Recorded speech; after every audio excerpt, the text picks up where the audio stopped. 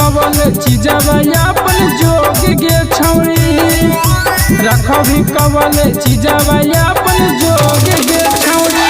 रे छौड़ा बनी जो सीधे भतार देव रोज रे छौड़ा बनी जो सीधे भतार देव रोज रे छौड़ा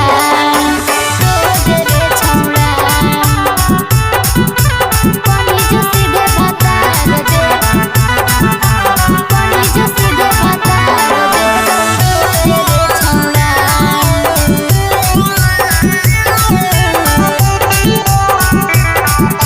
रोज रे छौड़ा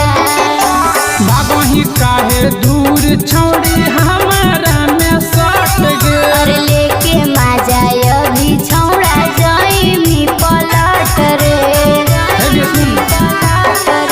भागही काहे दूर छौरी हमारा में सट गे और लेके माजा अभी छौड़ा जाइमी पलट रे बने न एते पवित्र हमारा सोझ गे छौरी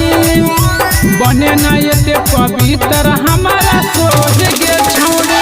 रे छौड़ा बनी जो सीधे भतार देव रोज रे छौड़ा बनी जो सीधे भतार देव रोज रे छौड़ा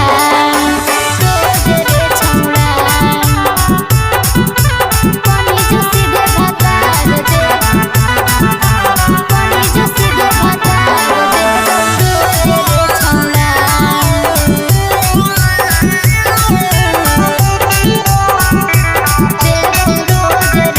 आगे कुछ दिन बाद छौरी कर लेबो सदिया और लेवे देवे से पहिले छौड़ा भर दे तो मंगिया हे गे